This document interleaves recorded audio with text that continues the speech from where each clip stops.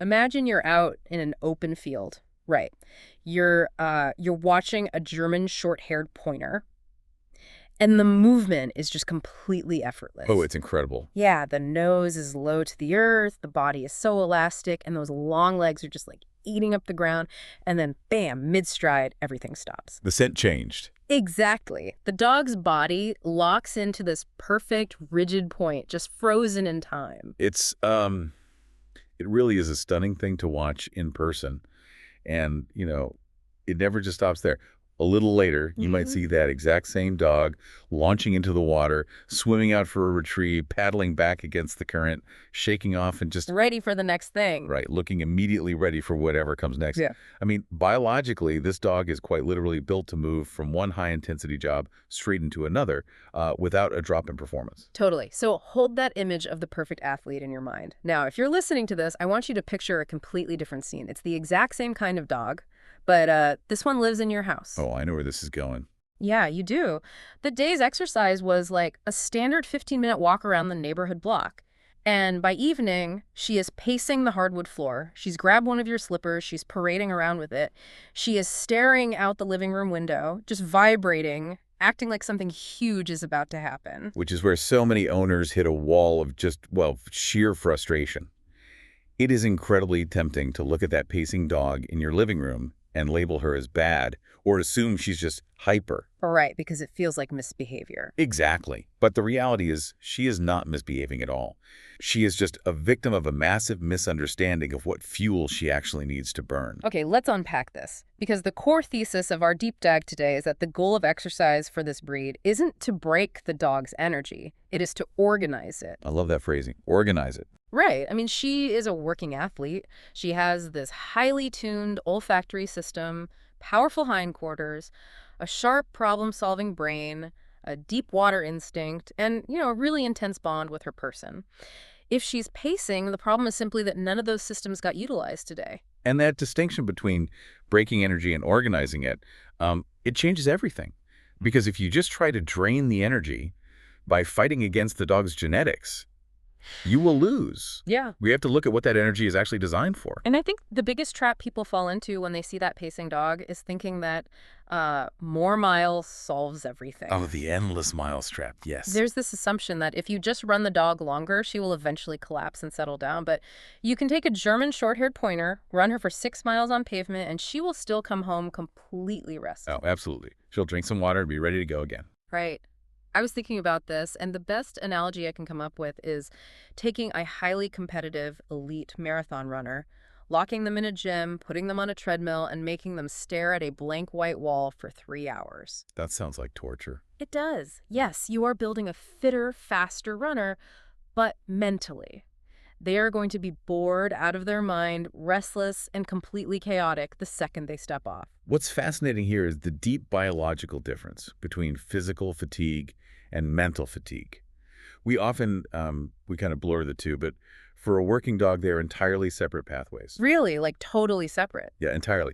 A dog can be physically exhausted, muscles depleted, lactic acid built up, and still be completely mentally wound up. Think about chaotic, high-arousal exercise, like endless frantic fetch where the dog is just sprinting back and forth in a frenzy. Like the classic tennis ball at the park routine. Exactly. That spikes their adrenaline and their cortisol. So they are clearly tired physically, but they are completely unable to settle down because their nervous system is stuck in high gear. Their arousal levels are just through the roof. So if I'm sitting on my couch on a Tuesday night and my dog is doing laps around the coffee table, a 5-mile run might just make her a better athlete who still wants to do laps around the coffee table. You hit the nail on the head. The mental work is the missing key. So what does organizing that energy actually look like in a practical sense? It looks like forcing the brain to process information. We're talking about scent games. You can hide toys around the house and make the dog use her nose to clear the rooms. Structured sniff walks where the dog actually gets to stop, linger, and decode the environment instead of just marching at a heel. Oh, that makes sense. Just letting them actually process the world. Right. Practicing recall drills. Winding impulse control into daily life, like making her hold a stay while you prepare her food. Because the act of sniffing is actually neurologically taxing for them, isn't it? Incredibly taxing. A dog's olfactory bulb, That's the part of the brain dedicated to processing smell. It's massive compared to ours. When a dog is deeply engaged in sniffing, they are essentially doing high-level math. High-level math. Wow. Yeah, they are figuring out who was there, how long ago, what direction they went, and even their emotional state. That level of data processing burns a tremendous amount of mental energy. It lowers their heart rate, reduces stress, and creates true mental fatigue. And that's usually what helps a GSP finally let out that long sigh, lie down, and actually sleep. Precisely. That's the off switch. So if mental stimulation is the engine, we kind of have to look at the chassis carrying that engine, because the physical structure of a German short-haired pointer is entirely different at 6 months than it is at 6 years. This breed's body is constantly changing, so let's walk through those life stages, starting with puppies. This is arguably the most critical period, and honestly, where well-meaning owners make the most mistakes. Really? How so? Well, when you look at a GSP puppy bouncing off the walls, you have to remember that she is not training for today's mileage. She is actively growing the physical body that will carry tomorrow's miles. And underneath that fur, her skeletal system is really vulnerable. Because they're still growing. Right. The growth plates, those are the areas of soft cartilage at the ends of the long bones. They are entirely open and developing. Meaning they haven't hardened into solid bone yet. Exactly. And because they are soft, they were incredibly susceptible to compression and impact injuries. If you force a puppy to run long distances or, take them on grueling hikes or let them repeatedly jump off couches or truck beds, you are literally crushing those soft plates. Oh man, that sounds terrible. It is. It causes microfractures and uneven bone growth that can lead to lifelong joint issues. It does not matter how energetic the puppy seems, that kind of structural stress is dangerous. So what should people do instead? The focus for a puppy should solely be on short, exploratory walks, lots of sniffing, free play where they control their own pace, and just massive amounts of rest. Okay, wait, I have to challenge this a bit. Sure, go ahead. Let's fast forward past the puppy stage. I have a healthy, fully mature adult dog. Her growth plates are closed. This breed is quite literally bred to run all day long through fields. So if I've had a busy week at work and we've just been hanging out on the couch Monday through Friday, can I just take her out on a massive 10-mile mountain hike this weekend to burn off a week's worth of energy? It's a very common thought process, I'll give you that. Yeah. But doing that is asking for a veterinary emergency. Really? Just from one hike? Yes. Okay. That is what sports medicine calls the weekend warrior pattern. You cannot take a biological machine that hasn't actively built up stamina, muscle tone, and paw pad toughness and just throw it into a highly demanding athletic day. Because the body hasn't adapted to the load. Exactly. When you go from 0 to 100, something eventually gives. Even a dog genetically engineered for endurance needs to be properly conditioned. If they've been lounging all week, their paw pads soften. Oh, I didn't even think about the paw pads. Right. A 10-mile hike over rocky terrain will blister and tear those soft pads to shreds. Plus, the muscles that stabilize their joints haven't been engaged, leading to sprains and torn ligaments. You have to build their capacity gradually, treating them with the exact same respect you'd give a human athlete. Yeah, I mean, you wouldn't wake up on a Saturday and run a half marathon in boots you've never worn after sitting at a desk all week. The logic is identical. Exactly. And shifting to the other end of the spectrum, we can't forget about the senior dogs. This transition is really beautiful to observe, I think. The senior GSP is going to slow down physically, their joints get stiff, but that working spirit, that psychological desire to have a job and please you, it does not fade. The drive remains completely intact. It's just the physical vessel that changes. Our job is to adapt the movement so the dog still feels a sense of purpose. So how do we do that safely? Scent work is phenomenal for seniors. It replaces the dopamine hit of a long run with the satisfaction of solving a puzzle. Hiding an antler in the backyard gives a 10-year-old GSP the exact same sense of triumph as flushing a bird did at age 3. That's amazing. And supervised swimming is also incredible because the buoyancy takes all the gravitational weight off those aging arthritic joints while still providing resistance for cardiovascular health. You still honor the athlete, you just respect the aging body. I love that. So, assuming we have that properly conditioned, healthy adult dog in the prime of her life, let's establish the rules of engagement for the activities they love the most. Running and hiking are usually top of the list for this breed. They are, but there are strict parameters. Beyond waiting for physical maturity and getting veterinary clearance, you have to be vigilant about the environment. Build distance systematically. Avoid the heat of the day. Monitor their hydration constantly. and never take them for a hard run right after a large meal. And hiking introduces an entirely new set of variables. To the dog, the trail looks like pure, unadulterated freedom. But to you, you have to be the risk manager. Someone have to be the adult in the room. Right. You are navigating uneven terrain that can easily twist a knee, managing wildlife encounters, assessing water crossings for safety, and dealing with temperature fluctuations. And the job isn't over when you get back to the car. Oh no. The post-hike inspection is absolutely non-negotiable. You need to thoroughly run your hands over the paws, separate the toes, check the coat, and feel the skin. Because of ticks and things. Burrs, hidden lacerations, and ticks are incredibly easy for a dog to pick up when they're crashing through brush. Catching a tick immediately or finding a tiny cut before it gets infected prevents massive headaches and vet bills later. Makes total sense. Now, let's talk about being out on that trail or even just in the neighborhood on a leash. Because a German short-haired pointer might be your best friend indoors, but if there's a squirrel or a bird outdoors, she is going to choose the bird every single time. Without a doubt. They are hardwired to pursue movement and scent. If you haven't built a rock-solid recall for that exact high distraction moment, pulling toward that scent becomes self-rewarding. Every time they pull and get an inch closer to the bird, their brain rewards them with a rush of dopamine. Here's where it gets really interesting. We so often view the dog's nose as a distraction from our training. We pull on the leash and say, "Stop sniffing that bush and pay attention to me." But the reality is that the nose isn't the distraction. It is the best doorway into the dog's focus. That is a profound shift in perspective for most owners. Instead of fighting the breed's original blueprint, you tap directly into it. If your dog is obsessed with a smell, use scent to reward them. How does that look in practice? Simple findy games, where you scatter kibble in the grass, force them to use their nose in a structured way that you control.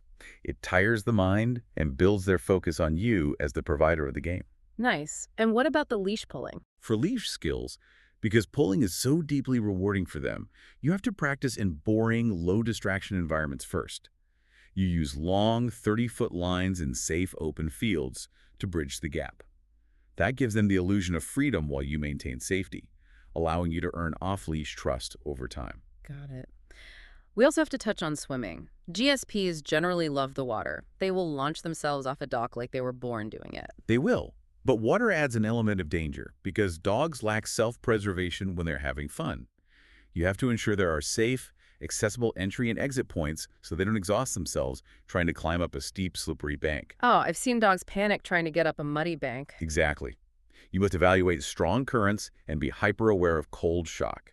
Swimming is intense cardiovascular work. Because water provides full-body resistance, it will tire a dog out significantly faster than running. A dog can easily swim out too far and simply run out of energy to get back. That's terrifying. There is also a really specific, crucial detail here for after the swim. Dry the ears. German short-haired pointers have those beautiful, classic floppy ears, but biologically, those ears act like heavy blankets over the ear canal. They really do. If water gets in there and you don't dry it out, you have created a dark, warm, moist incubator. It is the absolute perfect environment for severe yeast and bacterial infections to explode. Ear health is paramount. A quick wipe with a dry towel or a vet-approved drying solution can save your dog from intense pain. I'm glad we covered that mechanism because it's so easy to overlook. Okay, we have to talk about fetch. Because for the vast majority of people, taking a ball to the park and throwing it is the ultimate lazy go-to for tiring out a high-energy dog. Fetch is a wonderful natural outlet for their retrieving instinct, but it comes with a massive blinking warning light. Endless high-speed ball throwing is actually a recipe for structural disaster. Let me make sure I'm wrapping my head around this. Is it the running part that's the problem or the stopping? It's the stopping and twisting.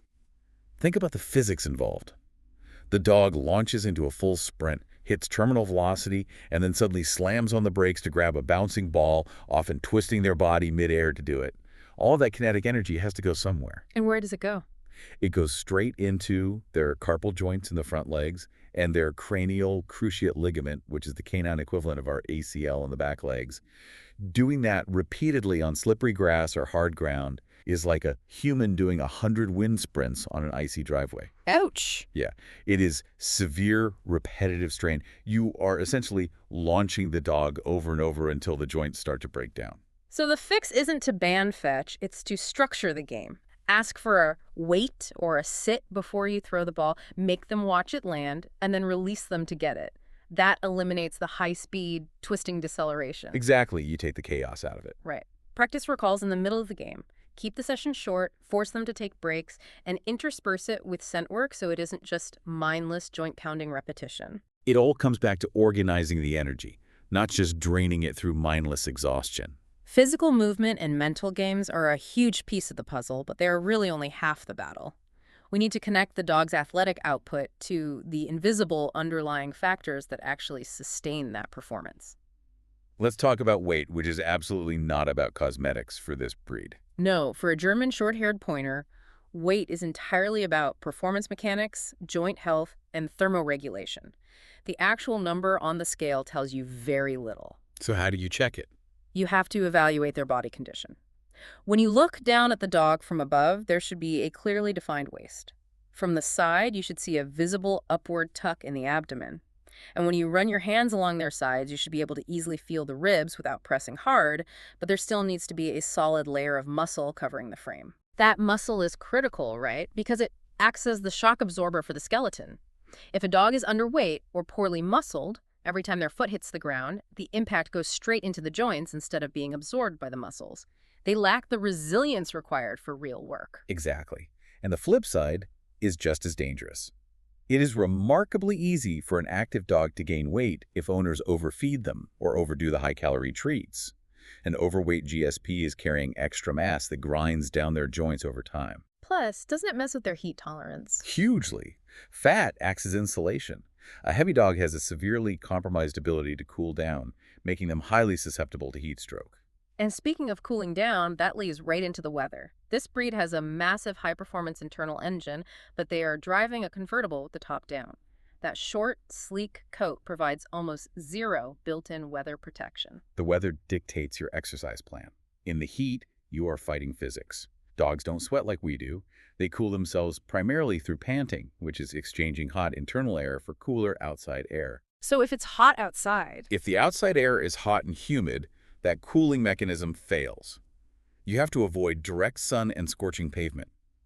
Exercise them at dawn or dusk, and be hypervigilant for heat distress, which looks like a tongue hanging out to the side, excessive panting that won't stop even when resting, thick saliva or visible confusion. on the other side of the thermometer, that short coat offers no insulation against the cold. If you are dealing with freezing temperatures, biting wind, or long stretches where the dog is standing still outdoors in the winter, you need to provide extra protection like a thermal jacket. You protect the chassis so the engine can keep running safely. We've covered the activity, the fuel, the weather, but there's one more variable that sustains the working dog, and it's arguably the most overlooked: rest. If we connect this to the bigger picture, rest is not a sign of laziness. The rhythm of work and rest is the actual mechanism that builds the athlete. When a dog runs, they create microscopic tears in their muscle fibers. Like we do when we lift weights. Exactly. It is only during deep sleep and recovery days that the body repairs those tears, making the muscle stronger for the next run. Recovery is a biological necessity. And the danger with the GSP is that they will enthusiastically outrun their own common sense. Absolutely. A GSP's drive to work is so intense that it overrides their pain receptors. They will keep sprinting on torn paw pads or keep swimming with a sprained tail simply because they love the job too much to quit. Wow. Yeah, the dog will not tell you when they've had enough. The owner must be the one to bring the common sense to the partnership. You have to mandate quiet time and watch for signs of poor recovery, like subtle stiffness after sleeping, reluctance to jump into the car, or unusual irritability. That irritability is a huge clue, and it ties directly into how we interpret the dog's behavior overall. There is a really clear contrast between the behavioral extremes of this breed. If your dog is legitimately under-exercised, meaning their brain and body have been ignored, you are going to see destruction. Oh yeah, barking at shadows, chewing the baseboards, pacing the house, or digging craters in the backyard. But if you swing the pendulum too far the other way, if you run them ragged, play endless fetch, and never enforce naps, you create an overstimulated, over-aroused dog. And they will exhibit frantic behavior, an absolute inability to settle on a dog bed, disrupted sleep, and sharp irritability. Finding that balance between mental work, physical exertion, and deep rest is the art of owning this breed. It's a delicate, moving target. So, To wrap all of this up, managing a German short-haired pointer is about moving them with purpose, engaging their minds, and fueling them correctly. You need to keep track of their mileage, monitor their body condition, enforce their recovery, and adjust for the weather. It's a lot to juggle. It is. And if you want a great way to manage all those moving parts, we recommend using the Vital Pet app. We've put a link for you right in the description to help you keep all those care routines and health records organized in one place. We also need to include a vital medical disclaimer here. Yeah. Well, we've talked about managing exercise and recovery. If you ever observed severe signs in your dog, a limp that isn't resolving after rest, an inability to bear weight on a limb, severe breathing difficulty, or any signs of heat distress, that is not something you wait out. Good point. What about bloat? Yes. Additionally, any symptoms that look like bloat, which is a fatal emergency where the dog's stomach fills with gas and actually twists on itself, cutting off blood supply, that often presents as a hard, swollen belly, restless pacing, and unproductive dry heaving. All of that requires immediate emergency veterinary intervention. This deep dive is for educational purposes only.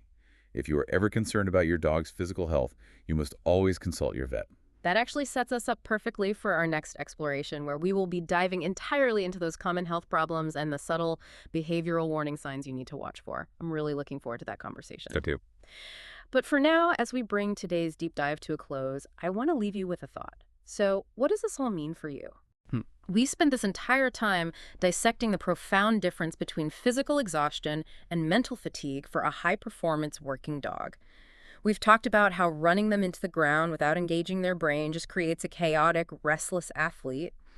But what if we applied this exact same framework to our own human lives? Oh, that's an interesting perspective. Right. How often are we acting like that under-exercised, pacing working dog, running endlessly on the treadmill of modern life, exhausting ourselves physically with long hours, draining ourselves emotionally, yet still lying in bed at night feeling completely restless, staring at the ceiling, unable to settle? Well, simply because we haven't actually engaged our deeper minds or organized our energy with a true sense of purpose. That is definitely something to think about. It really is. We'll see you next time.